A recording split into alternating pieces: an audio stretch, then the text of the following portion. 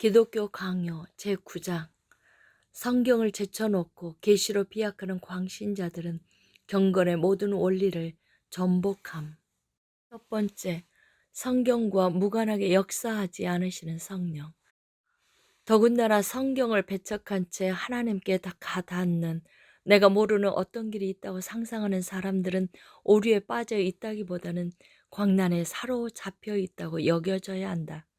왜냐하면 최근에 경박한 어떤 사람들이 일어나 더없이 거만하게 성령의 교도권을 구실로 삼아 모든 성경 읽기를 냉시하고 그들의 표현을 빌리면 죽어있고 죽이는 조문을 여전히 따르는 사람들의 단순함을 비웃고 있다. 그러나 나는 성경의 가르침을 유치하고 비천하다고 감히 경멸하는 사람들은 도대체 무슨 영의 기운으로 그렇게 숭고한 지경에 오르게 되는지 알아보고 싶다. 만약 그들이 이를 두고 그리스도의 영이라고 대답한다면 그러한 자만은 아주 조속거리가 되고 말 것이다. 내가 생각하기로 그들 역시 그리스도의 사도들과 초대교회 신자들이 다른 영으로 조명받았다고 인정하지는 않을 것이다. 사도들과 초대교회의 신자들 중 아무도 그 영으로 하나님의 말씀을 경면하는 것을 배우지 않았으며 오히려 그들 각자는 그들의 책들을 통하여 더없이 명백하게 입증된 대로 말씀에 대한 더 큰 경의에 젖어 있었다. 마땅하게도 이는 이사야의 입을 통하여 예언되었다. 너의 위에 있는 나의 영과 너의 입에 둔 나의 말이 이제부터 영원하도록 너의 입에서와 너의 후손의 입에서 떠나지 아니하리라. 선지자는 여기에서 옛날의 백성을 단지 초보와 같이 여기지 않아 그들의 외부적인 가르침을 묶어두지 않고 오히려 그리스도의 왕권 아래서 새로운 교회에 참되고 완전한 복이 있을 것이며 그 교회는 성령에 의해 다스림을 받는 것 못지않게 하나님의 음성에 의해서 다스림을 받을 것임을 가르친다. 이로부터 우리는 선지자가 끊을 수 없는 고리로 연결시켜 놓은 것을 이 허풍선이들이 사악한 신성 모독으로 갈라놓고 있다는 사실을 추론하게 된다. 이뿐 아니라 바울은 셋째 하늘에 이끌려 갔을지라도 율법과 선지서들의 가르침으로부터 유익을 얻는 일을 등한시하지 않았다. 이는 또한 그가 올등함을 갖춘 특별한 교사였던 디모데에게 읽는 것을 전념하라라고 권면한 것과 맥이 닿아있다. 그리고 그가 성경을 높여 그것이 교훈과 책망과 바르게 함과 의로 교육하게 유익하니 이는 하나님의 사람을 온전하게 하려 함이라 라고 노래한 천사는 기억할 가치가 있다.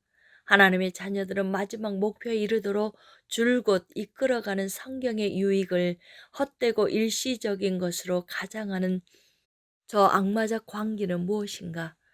또한 나는 그들 자신이 나에게 대답해 주기를 바란다. 그들은 자신이 자기의 제자들에게 약속하신 것과는 다른 영에 취해 있었던 것은 아닌가?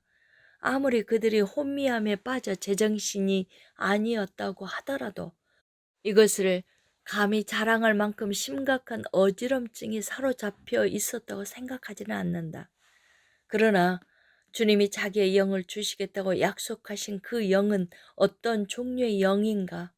다름 아니라 이 영은 스스로 말하지 않고 주님 자신이 말씀을 통하여 전하여 주신 것들을 제자들의 마음에 집어넣어 스며들게 한다. 그러므로 우리에게 약속된 영의 임무는 새롭고 듣지 못한 계시들을 만들어내거나 새로운 종류의 가르침을 조작하여 우리가 받아들인 복음의 가르침으로부터 멀어지도록 하는 것이 아니라 복음을 통하여 우리에게 권해지는 바로 그 가르침을 우리 마음에 각인시키는 데 있다. 두 번째, 성경의 저자이신 성령.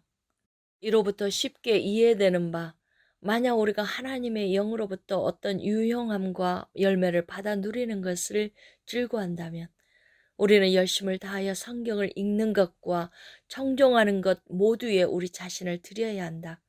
이러한 측면에서 베드로도 선지자들의 가르침에 주의를 다했던 사람들의 열정에 칭찬을 아끼지 않는데, 왜냐하면 그 선지자들은 복음의 빛이 동트자 마치 자기 자를 내주고 물러난 듯이 보일 수도 있었기 때문이다. 그러나 만약 무슨 영이 하나님의 말씀의 지혜를 배제하고 또 다른 가르침을 우리 위에 주입시킨다고 하면 그것은 공허함과 거짓에 속한 것으로 의심받아 마땅할 것이다. 무슨 이유로 그러한가? 사탄도 자기를 광명의 천사로 가장하거나 성령이 가장 확실한 표지에 의해서 분별되지 않는다면 우리 가운데 무슨 권위를 지니게 될 것인가? 성령은 여호와의 목소리에 의해서 아주 분명하게 우리를 위하시는 분으로서 지정되신다.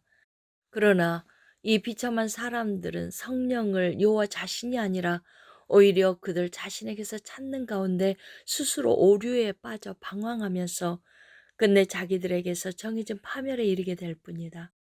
그러나 실로 그들은 모든 것이 종속되어야 하는 대상인 하나님의 영이 자기 자신을 성경에 종속시킨다는 것이 무슨 가치가 있느냐고 반박한다.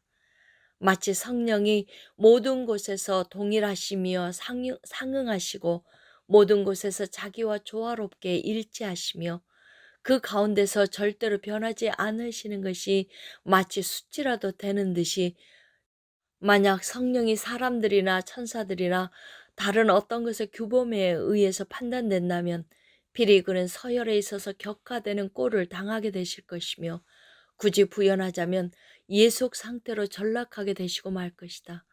그러나 그가 그 자신과 비교되고 그 자신 안에서 고려된다면 누가 이 때문에 그에게 불의가 가해진다고 말할 것인가? 그럼에도 불구하고 그는 이로 말미암아 시험에 소환되신다. 나는 이를 인정한다. 그러나 그 시험을 통하여 그는 자기의 어미가 우리 가운데 확정되기를 원하셨다. 마땅히 그는 우리의 마음을 얻으심과 동시에 우리에게 풍성히 계셔야 한다. 그러나 그는 자기의 이름으로 사탄의 영이 끼어들지 못하게 하시려고 성경에 새긴 자기 자신의 형상으로서 자기를 인식하도록 하신다. 성령이 성경의 저자이시다. 그는 변화할 수도 그 자신과 다를 수도 없으시다. 그러므로 그는 성경에 한번 자기를 보이신 그대로 영원히 계심이 마땅하다. 이는 그에게 모욕적인 것이 아니다. 혹 그가 자기 자신으로부터 떨어져 나가거나 변질되는 것이 영예로운 일이라고 우리가 여기지 않는다면 말이다. 세 번째, 하나님은 성령의 조명으로서 말씀의 경륜을 수행하심. 그럼에도 불구하고 그들은 우리가 죽이는 조문에 몰두하고 있다고 비난하나 정작 이로써 그들은 성경을 멸시한 데 대한 벌을 받고 있을 따름이다. 왜냐하면 그곳에서 바울은 거짓 사도들이 실로 그리스도가 없는 율법을 권하면서 여호와가 신자들에게 자기의 법을 그들의 속에 두며 그들의 마음에 기록하여 라고 약정하신 신약의 은총으로부터 그들이 그 백성을 부러지게 하고 있음을 논박하고 있음이 분명하기 때문이다. 그러므로 조문은 죽은 것이며 여호와의 율법은 만약 그것이 그리스도의 은혜로부터 끊어지고 마음에는 가다음이 없이 귀만 울린다면 그 독자들을 죽이게 될 것이다. 그러나 만약 여호와의 율법이 성령을 통하여 효과적으로 마음에 새겨진다면 만약 그것이 그리스도를 제시한다면 그것은 영혼을 소생시키며 소자들을 지혜롭게 하는 생명의 말씀이 될 것이다. 게다가 사도는 바로 그곳에서 자기의 설교를 영의 직분이라고 부른다. 의심할 바 없이 이는 성령이 자기가 성경에 새겨두신 자기의 진리에 부착되어 있다는 사실과 성령은 말씀의 그 고유한 경유와 고상함이 합당하게 부여될 때에만 비로소 자기의 힘을 드러내시고 발휘하신다는 사실을 의미한다. 그뿐 아니라 이는 우리가 앞서 언급한 말씀 자체가 성령의 증언으로 확정됨이 없다면 우리에게 아주 확실한 것은 아니라는 사실과 어긋나지 않는다. 왜냐하면 주님의 어떤 상호간의 고리로 말씀과 자기의 영의 확실성을 서로 연결시키셨으므로 우리로 하여금 하나님의 얼굴을 관조하게 하시는 성령의 말씀을 빛을 비추실 때 말씀에 대한 견실한 신앙이 우리 마음의 자리를 잡게 될 뿐 아니라 이에 응하여 우리는 미혹에 대한 어떤 두려움도 없이 성령을 그 자신의 형상 가운데서 말하자면 말씀 가운데서 인식하게 됨으로써 모시게 되기 때문이다. 이는 참으로 진실하다. 하나님이 사람들에게 말씀을 드러내심으로써 그것을 매개체로 삼고자 하신 것은 자기 영의 임재가 있을 때 말씀을 없애려는 의도로 잠시 전시하기 위함이 아니었다.